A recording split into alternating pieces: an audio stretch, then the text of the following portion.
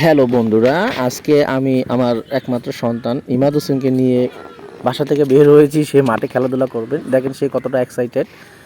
আর আমি পাটে পাটে তার জন্য ছোট করে একটি ক্লিপ তৈরি করেছি, যাতে সে দেখলেও বুঝতে পারে যে একটা সময় সে ছোটবেলায় কিরকম করছে, কিরকম ভাবে খেলাধুলা করছে।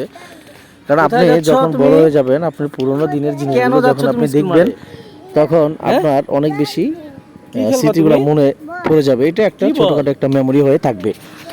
তো সে হাঁটছে আমার সাথে সাথে, আমিও হাঁটছি তার সাথে সাথে। তার হাতে একটি বেলুনি ফুল রয়েছে, যেটা দিয়ে হচ্ছে হাতে ফু দিয়ে ফুলানো যায়। তো সেই সাথে তাকে নিয়ে উদ্দেশ্য হয়েই রওনা দিয়েছি, যেহেতু আমরা যাব স্কুল মাঠে। স্কুল মাঠে অনেক মানুষই খেলাধুলা করে, ছোট ছোট বাচ্চারা বিকেল টাইমে। তো আমিও চাই তাদের সাথে সাথে সে বেড়ে উঠুক এবং খেলাধুলার প্রতি একটু আসক্ত থাকুক।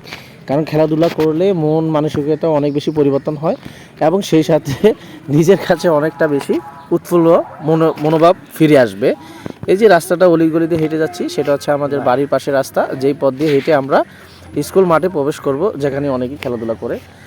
তো মূলত উদ্দেশ্য হচ্ছে তার ব্রেনের বিকাশ ঘটা, তার মন যাতে একটু উৎফুল্ল হয়, যাতে সবসময় সে নিজেকে ওই অন্য একগুঁড়েমি ভাব ধরে না থাকতে পারে, সেজন্য হচ্ছে মূলত তাকে নিয়ে আসা। তো সে তার সাথে খেলাধুলা করার জন্য নিয়ে আসছে। এই যে সে হেঁটে হেঁটে আসছে, আমিও তার সাথে মজা করছি। আমি কি বললাম, বাবা একটু হাসি দাও, সে সুন্দর করে একটা হাসি দিল। সেই সাথে সেও অনেকটা খুশি, কারণ বিকালবেলা হলে তো তার সাথে সে খেলতে পারতেছে, তার খেললেও তার মনটা একটু ভালো হবে। তো তাকে খুশি করাই হচ্ছে মূলত আমার উদ্দেশ্য।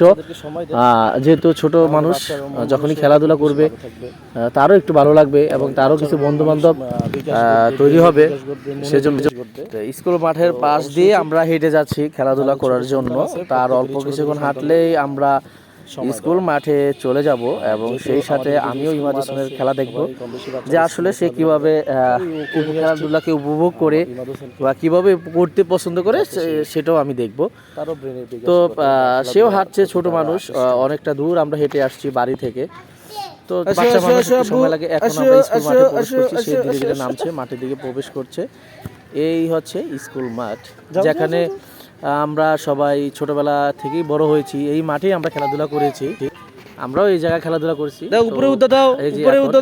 বলটা পেয়ে গেল অবশেষে, বলটা নিয়ে সে এখন খেলাধুলা করছে। মাশাআল্লাহ, দেখেন তারও আগ্রহ আছে খেলার প্রতি। সেই আমাকে বলছিল বিকাল থেকে আমরা মাঠে যাবো।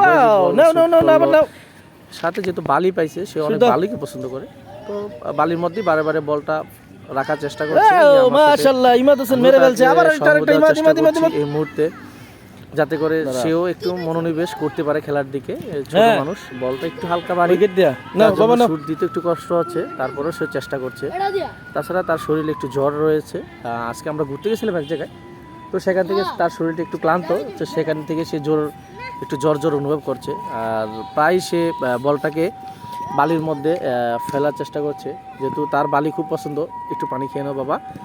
তার মাঝে তাকে একটু পানি খাওয়ার চেষ্টা করছি, যাতে সে একটু পানি খেলে ক্লান্তি বোধটা একটু কম হবে। খেলাধুলার মাঝে একটু পানি খেতে হয়। বালি যেহেতু গরম, সেও বালির মধ্যে কতক্ষণ পরপর চলে যাচ্ছে, আপনি দেখতেই পাচ্ছেন ভিডিওর মধ্যে। তো সর্বোপরি কথা হচ্ছে, আপনি যখন আপনার বাচ্চাদেরকে সময় দিবেন, সময় দেওয়া খুবই জরুরি। সময় দিলে তারাও বুঝবে এবং তাদের সাথে বন্ধুত্বপূর্ণ সম্পর্ক তৈরি করতে পারে। যদি আপনারা